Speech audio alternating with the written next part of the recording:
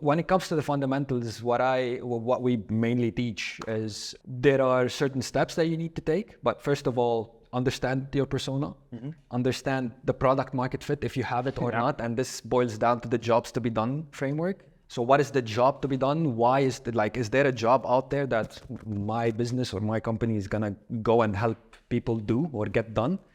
So that's two. And also the customer journey, or what we call the pilot funnel. So those steps of that journey, and when it comes to B2B, it might take a year, 2 years, be longer, and so many different touch points. Yeah. So how do we set them up? And I know it's a very general question, but what do you think? Where do we start as well when it comes to setting the stage? Do we start with personas? Do we start with finding product market fit, or do we start visualizing how the funnel is like, how the customer journey is like? Yeah, so let me kind of break this up, because I would approach it a little differently for B2C companies versus B2B.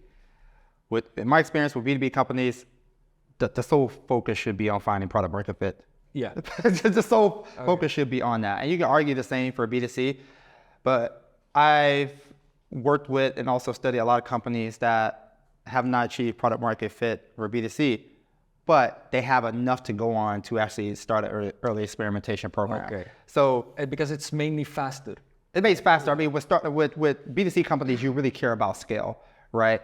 And we talked a little bit earlier about the primary differences that we've seen with B2B companies versus B2C that we could talk about as well. But with B2C companies, at the end of the day, like I said, growth is all about just how do we grow the product, how do we grow the company? Yeah. And the first thing you need to do is decide on which area you want to focus on. This is extremely important. If, say, you're starting for a new role within the first 90 days, you can't do everything in the first 90 days.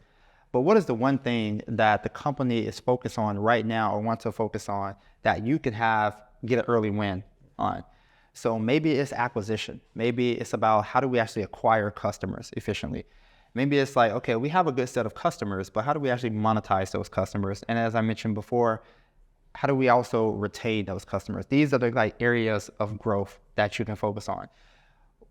What I would advise is, if say you focus on acquisition, let's go to conversion rate since we talked about that. Let's say you focus on acquisition and say, okay, I want to focus on one individual metric within acquisition that really I think is going to drive growth for the company. And let's say this is website signups. Let's just throw that out there.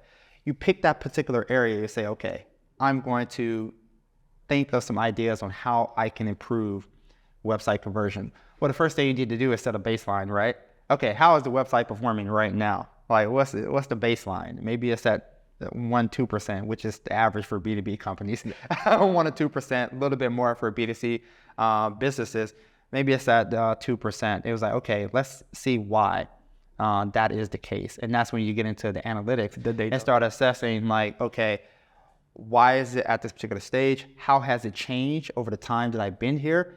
And one thing that I believe growth marketers can benefit from is, what are some tests that have been done before that relates to improving conversion rate? Best practices. Best practices, but also specific experiments that have been tested, because they may have not been relevant a year ago, but they may be relevant right now. And you may have a backlog of things that are good for you to start testing before you even think of your own ideas on how to actually improve conversion rate. So in that particular scenario, focusing on, acquisition, improve the conversion rate on the website, looking at the data, saying how has it improved, where are the issues in, and then properly designing an experiment that you believe will tell us kind of what needs to be done or allows us to make a better decision on how to actually improve conversion rate. Yeah. Now, get into the discussion of how you prioritize. You have a lot of ideas, right? Yeah, exactly. So how do you think about prioritizing these experiments? There's many frameworks out there. Won't go down into detail, but I think everybody has heard of the framework ICE. Yeah, the ICE framework. That's still valuable. It's amazing how a lot of people don't use it. It is. I think because a lot of people for some reason, don't like frameworks to a certain degree.